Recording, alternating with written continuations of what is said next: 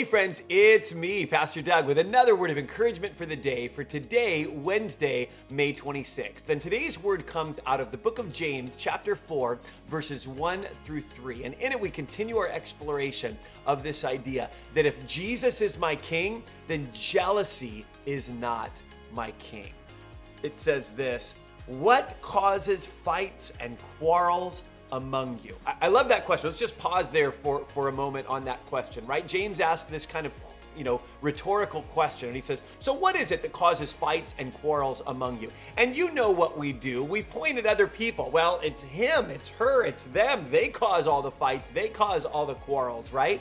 But James knows better. And he goes on to answer his own question. He says, listen, don't they really come from the desires that battle within you? You desire, but you don't have, so you kill.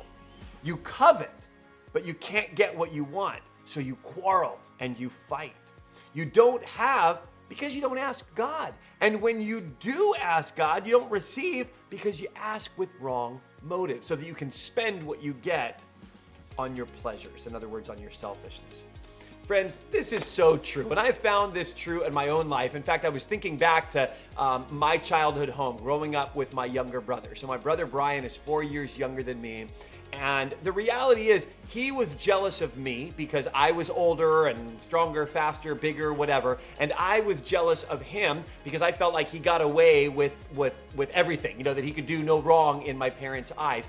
Neither of those were really all that completely accurate, but they were accurate enough that it made me jealous of him and him jealous of me. And it created this conflict and this tension between us because he wanted to have the freedoms that I had as an older brother, and I wanted to be able to get away with stuff the way that he did. I wanted to be able to, cry and get my way. Again, that was my perception of what he did. And I wanted to be able to do that. And so I was jealous of him. And that's jealousy created this tension and this conflict between us. And it really kind of soured our relationship as children because I wanted what he had and he wanted what I had. And so neither of us were content. And James knows, he says, listen, you desire something, you want something, but you can't get your grubby little hands on it.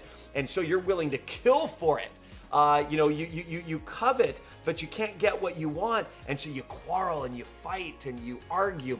And friends, I'm sure that you have discovered that in your own life.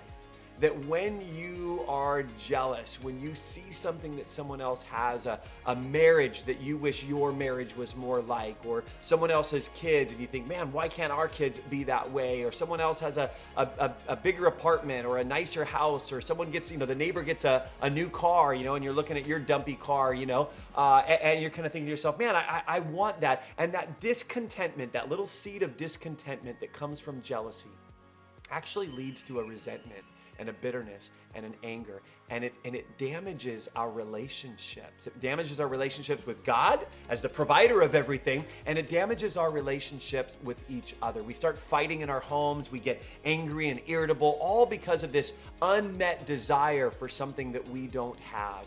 And that's what James is describing to us. And so what's the solution? Well, again, the solution continues to be this rich gratitude that wells up in our heart, looking around and saying, God, thank you for what you've done in my life. Thank you for the work of transformation. Thank you for what I do have. Help me to be grateful for it. And as we pray those prayers of gratitude, and as we ask God to help us be grateful, instead of responding with resentment and jealousy when someone else gets something that we want, we begin to train our hearts and retrain our hearts to respond to those moments, those opportunities for jealousy, to respond in those moments instead with gratitude. God, thank you. Thank you for what you're doing in their life. Thank you for what you're doing in my life. I'm grateful for it. So friends, may you and I walk in gratitude today and not in jealousy. Because remember, Jesus is our King, and therefore jealousy is not. Have a great day, and we'll see you tomorrow.